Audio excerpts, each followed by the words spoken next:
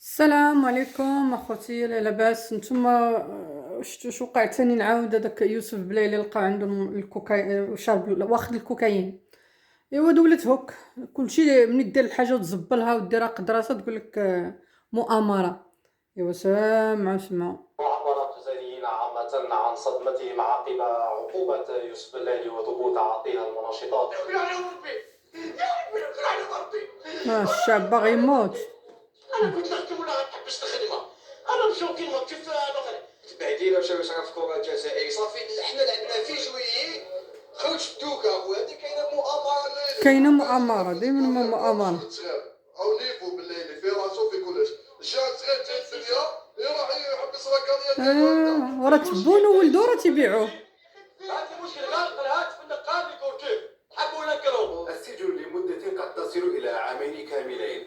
هي العقوبة التي ستسلط على يوسف بلالي في حال تحريك النائب العام الدعوة العمومية حسب قانون العقوبات الذي ينص على معاقبة كل من يثبت في حقه تناول أو حيازة مخدرات بعامين سجنا وغرامة الكوكايين. فهنا يعني في خطورة كبيرة، يعني في خطر كبير بالنسبة لهذه الظاهرة وهذه القضية. فهنا في تحريك الدعوة القضائية.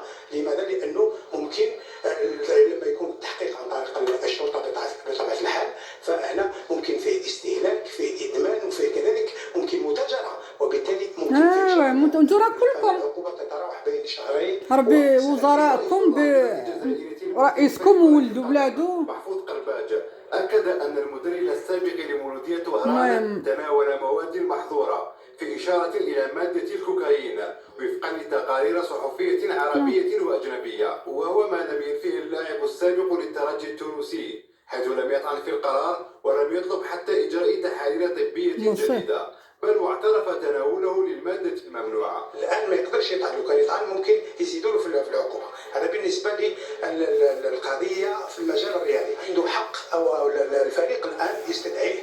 لماذا؟ لأنه موظف وعامل بالشركة، وبالتالي من حق الفريق أو المؤسسة باش تقوم بفسخ العقد.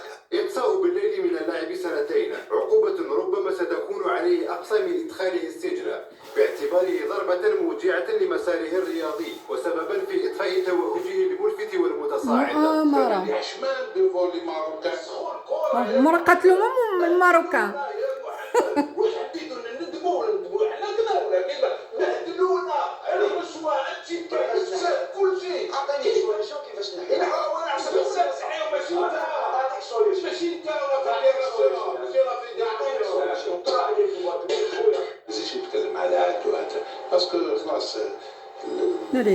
مصيبة. المهم كيف ديما سيتي نونت انفان. يلا انا في الكورة القادم ما نحسش روحي جزائري. ايوا سير سيتي نونت. علاش؟